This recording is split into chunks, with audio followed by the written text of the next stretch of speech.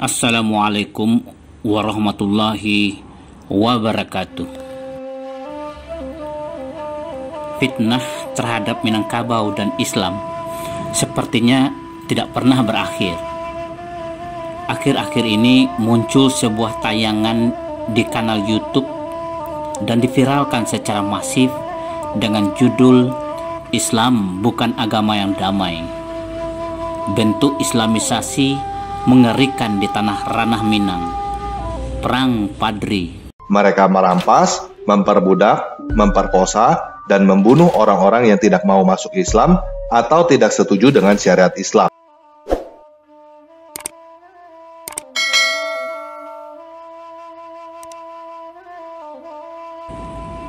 Kita sudah tahu persis apa tujuan pembuatan dan penyebaran video yang berdurasi 14 menit 24 detik ini. Video ini berisi cerita karangan orang-orang yang sengaja menyesatkan manusia sedunia terhadap Islam dan Minangkabau. Hal ini jelas mengancam kerukunan antar umat beragama di negeri ini. Oleh karena itu, umat Islam khususnya Minangkabau tidak perlu termakan umpan pancingan murahan ini karena akan menghabiskan energi. Kita butuh energi besar untuk membangun masa depan bangsa dan negara ini. Yang jelas, Allah telah mengingatkan, dan sesungguhnya orang Yahudi dan Nasrani tidak akan pernah ridho kepadamu sampai kamu mengikuti millah mereka. Katakanlah, hai Muhammad, sesungguhnya petunjuk Allah itu petunjuk yang sebenar-benarnya petunjuk. Dan jika engkau mengikuti keinginan mereka setelah kebenaran itu sampai kepadamu, tidak akan ada bagimu perlindungan dan pertolongan dari Allah. Modus seperti ini sudah biasa dan telah lama dilakukan dan akan dilakukan berulang-ulang oleh musuh-musuh Islam. Menurut seorang guru besar sejarah senior, konten video tersebut bukan sejarah, bukan history, tapi his story.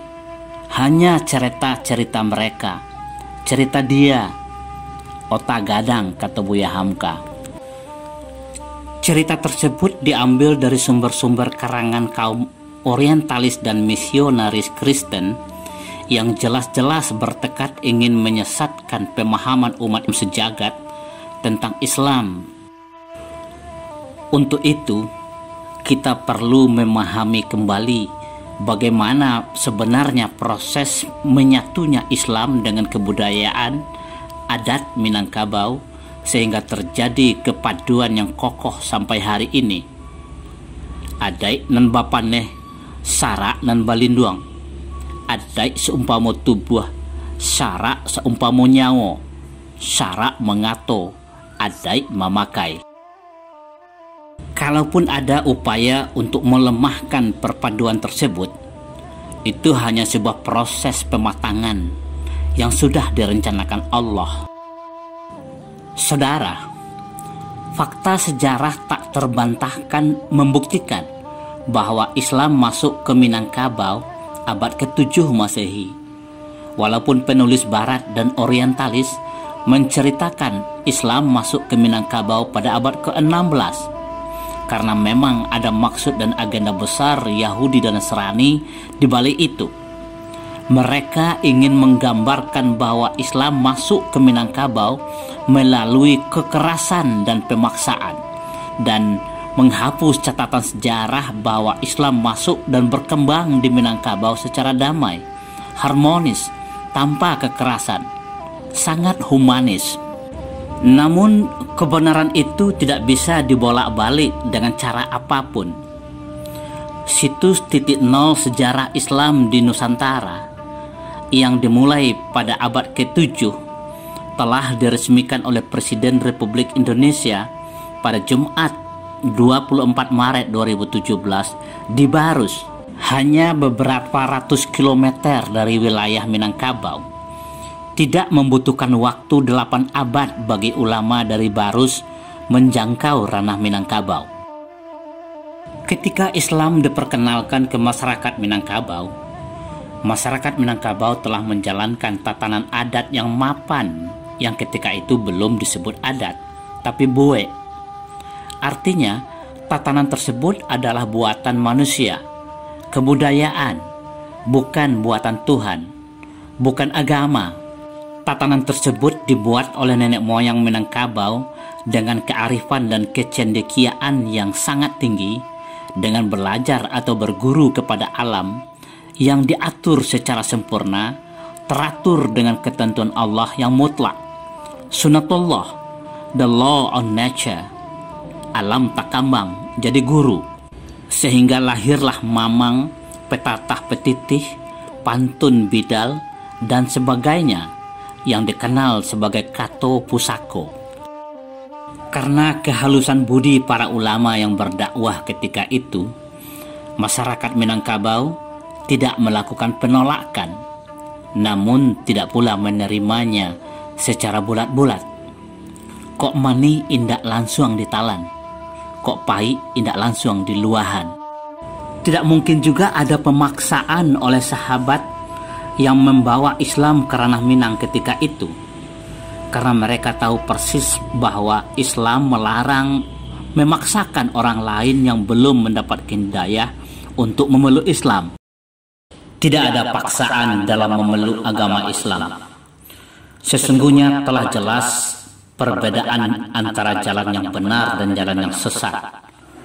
Barang siapa yang ingkar kepada tauhid dan beriman kepada Allah, maka sesungguhnya ia telah berpegang teguh pada tali-tali yang sangat kuat, yang tidak akan putus. Allah Maha mendengar, Maha mengetahui. Bagi masyarakat Minangkabau, adat dan Islam ketika itu dipandang sebagai dua hal yang saling menguatkan, saling topang menopang.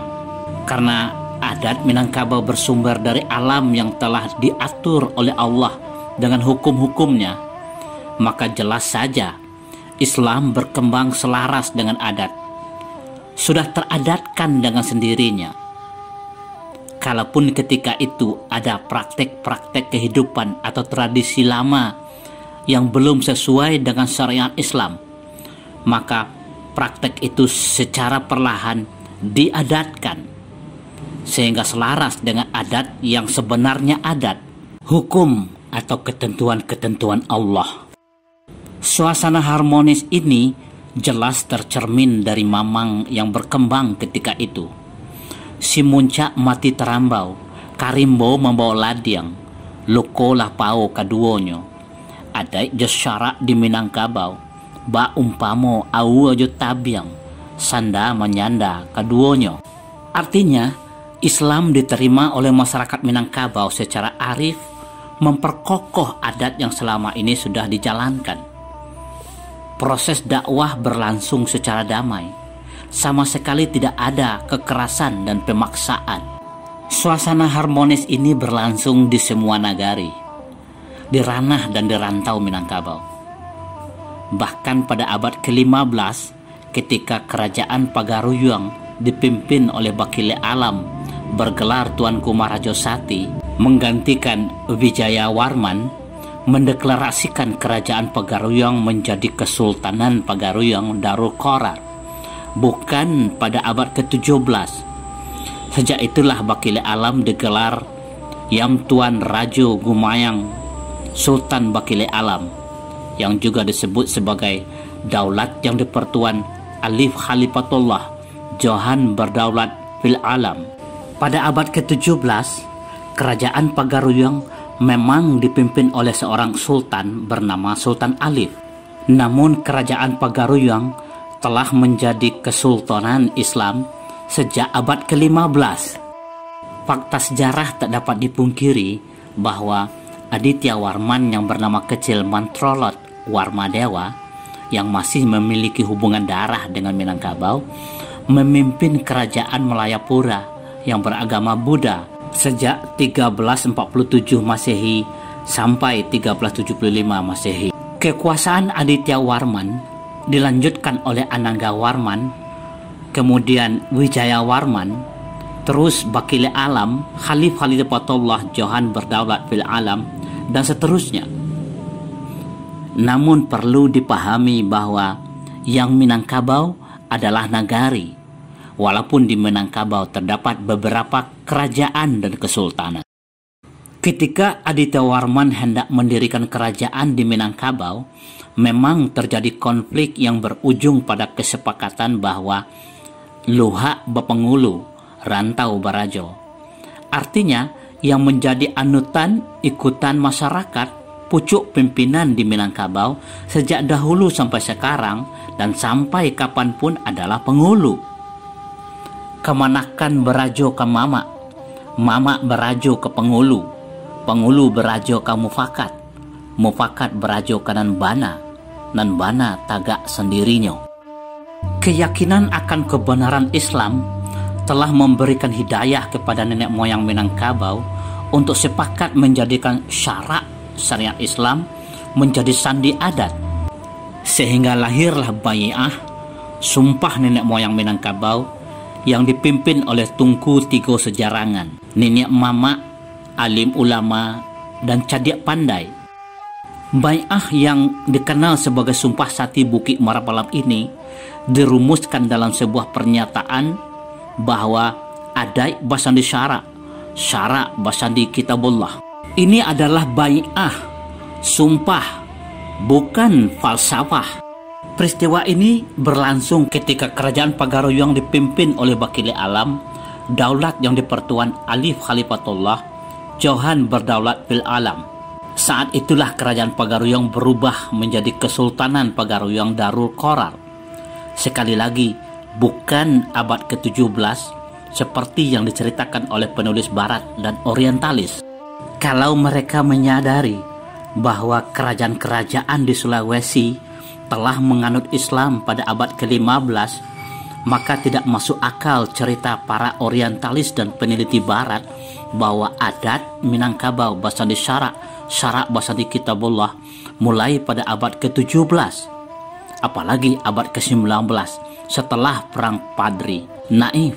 Bukankah yang membawa dan memperkenalkan Islam ke Sulawesi dengan penuh kedamaian dan persaudaraan adalah ulama Minangkabau yang juga Datuk Ritiro, Datuk Ribandang, Datuk Patimang, dan Datuk Kirama. Ini adalah fakta sejarah yang tidak bisa dipungkiri, tidak bisa dibolak-balik. Bahkan Raja Sulaiman, seorang ulama Minangkabau yang mendirikan kota Manila, Filipina, telah berdakwah ke seluruh wilayah Filipina pada abad ke-16. Keharmonisan kehidupan masyarakat Minangkabau menerima ajaran Islam ketika itu, baik di ranah maupun di rantau, tercermin melalui mamang adat yang berkembang ketika itu. Siamai mandi kaluha, parigi bapak gabuluh, samu dipaga kaduonya, adai basandi syarak, syarak basandi kitabullah, sanda menyanda kaduonya. Bahkan ada yang menemukan mamang adat basandi syarak, syarak basandi adat. Artinya pada masa itu tidak ada konflik antara agama dan adat di Minangkabau. Tidak ada pemaksaan. Karena seorang pengulu harus berpegang pada tali tiga sepilin, bukan tali yang terpisah-pisah. Tali adat, tali ugamo, dan tali undang yang menyatu dalam diri seorang pengulu. Maka tidak mungkin dan tidak masuk akal terjadi perselisihan antara ulama dengan pengulu. Seorang pengulu adalah seorang ulama. Dia juga cerdik pandai. Bukankah syarat untuk menjadi seorang pengulu persis sama dengan sifat Rasulullah Shallallahu Alaihi Wasallam? Siddiq, tabligh, amanah, dan patonah. Saudaraku sebangsa dan setanah air, kehidupan masyarakat Minangkabau mulai terasa tidak harmonis ketika kaum penjajah Barat, Belanda, dan sekutunya masuk ke Minangkabau menjelang abad ke-17. Karena terkejut dan khawatir melihat perkembangan Islam yang sangat pesat berlangsung secara harmonis dan toleran di Minangkabau, Mereka menggunakan taktik yang sudah sangat identik dengan kaum penjajah Belanda, yang sudah dikenal luas oleh masyarakat sedunia, divide et impera, memecah belah dengan cara memfitnah, menebarkan kebencian, mengadu domba, menyebarkan cerita bohong, dan seumpamanya. Dengan cara yang sangat halus, persuasif, mereka memprovokasi masyarakat Minangkabau untuk menolak Islam dengan cara mempertentangkan ajaran Islam dengan adat.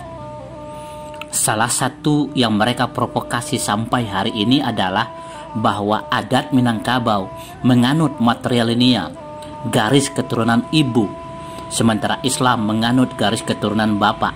Mereka menuduh bahwa para penyebar agama Islam dari Arab memaksa masyarakat Minangkabau untuk mengubah adatnya.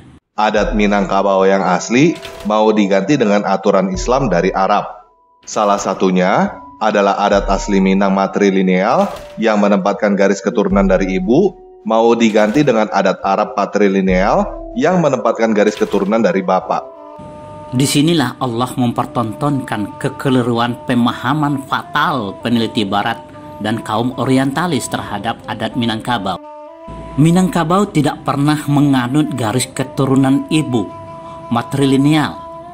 Istilah itu sendiri tidak pernah ada dalam adat Minangkabau. Sekali lagi, Minangkabau tidak kenal konsep matrilineal. Adat Minangkabau menganut konsep pengelompokan sosial berdasarkan suku ibu, bukan keturunan ibu, matrilineal. Keturunan manusia pasti dari bapak. Tidak bisa dibantah, walaupun ada yang berusaha mengklaim keturunan manusia dari ibu. Minangkabau basuku kemande, banasab ka bapak. Dengan demikian, sungguh naif dan mengada-ada jika ada yang berpandangan bahwa adat Minangkabau bertentangan dengan syariat Islam. Mereka, Belanda dan sekutunya, menghasut masyarakat yang masih mempraktekkan tradisi lama seperti praktek kebudayaan yang berbau kemusyrikan, menyabung, berjudi, minum arak, dan madat yang oleh masyarakat Minangkabau ketika itu disebut sebagai adat lamo pusako usang. Kelicikan penulis Barat dan orientalis mulai bermain ketika tiga haji, Haji Piobang, Haji Miskin, dan Haji Sumania baru pulang dari Makkah. Mereka digambarkan sebagai tokoh ulama yang menyebarkan Islam secara radikal.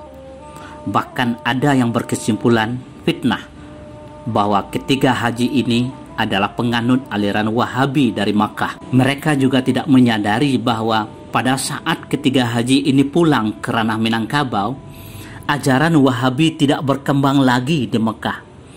Dan tidak satupun bukti sampai saat ini kehadiran aliran Wahabi di ranah Minangkabau. Saudaraku, kalau kita telusuri semua nagari di ranah Minangkabau, kita akan tercengang menemukan bahwa masyarakat Minangkabau tidak kenal dengan perang Padri.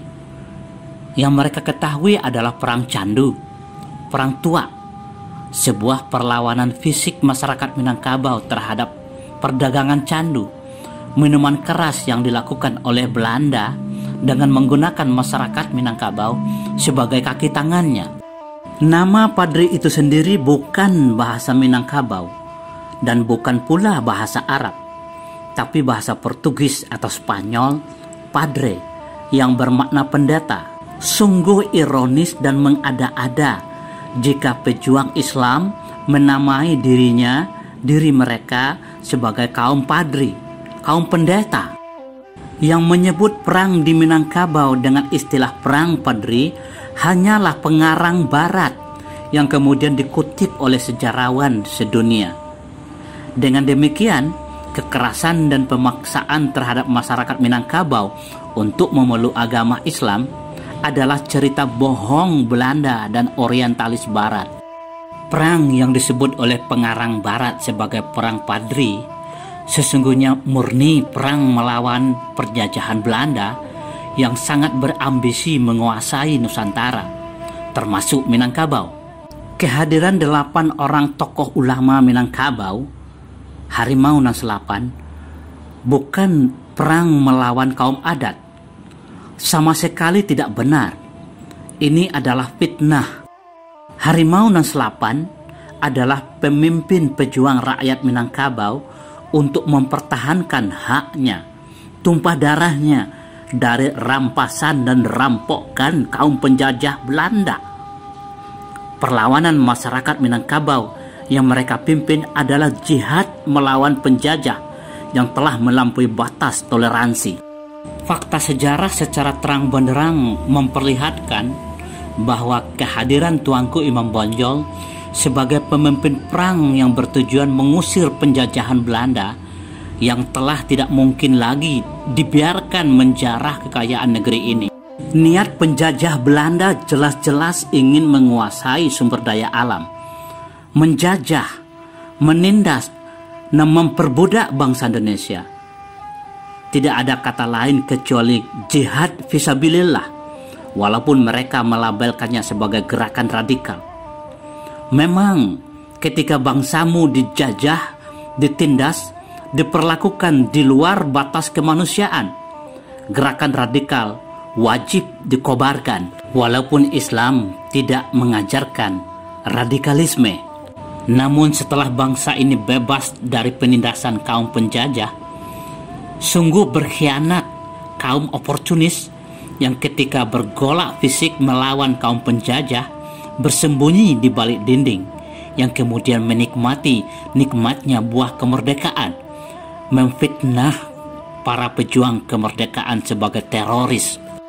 Sungguh sebuah kebohongan besar bahwa ada yang menyimpulkan bahwa naskah Tuanku Imam Bonjol yang ditulis selama perjalanan pengasingan sampai ke Manado, Sulawesi Utara, berisi penyesalan beliau terhadap perbuatan beliau memimpin perang melawan penjajah Belanda. Naskah tersebut sepenuhnya berada dalam penguasaan pemerintah Provinsi Sumatera Barat. Sampai hari ini belum pernah dilakukan transliterasi, alih aksara secara utuh. Kisah pergolakan yang diceritakan oleh Manggaraja Onggang Perlindungan dalam bukunya yang berjudul Tuanku Rao, Teror Agama Islam Wahabi di Tanah Batak 1816 sampai 1963 dibuat berdasarkan cerita dari mulut ke mulut, cerita yang dikarang oleh Belanda dan orientalis. Dengan kepiawaiannya di sela-sela fakta yang sesungguhnya terjadi, Manggaraja Onggang dengan sengaja menyelipkan cerita bohong dan memfitnah, menyesatkan pemahaman manusia sedunia terhadap Islam dan Minangkabau. Dia lupa bahwa gerakan Wahabi telah berakhir pada abad ke-18.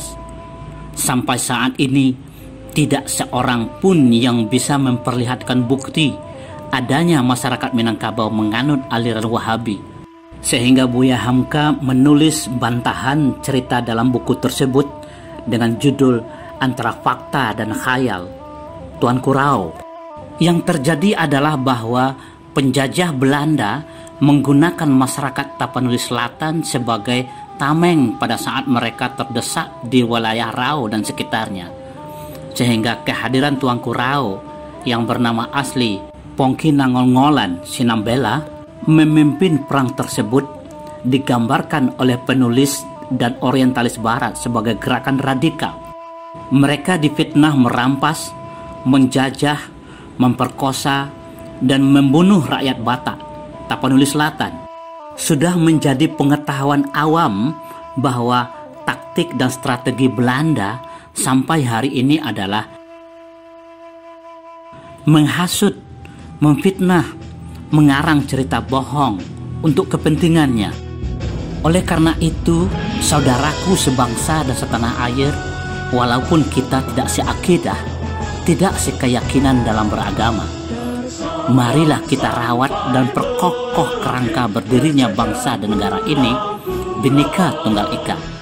Hentikanlah fitnah, berita dan cerita bohong, ujaran kebencian yang memicu disharmonisasi, yang mengancam kerukunan antar umat beragama di negeri yang damai ini. Kita tahu persis dan telah berpengalaman berulang kali bahwa memang ada kepentingan asing global yang sedang hendak menangguk di air keruh di negeri ini. Bertanah air satu, berbangsa satu, berbahasa satu, Indonesia.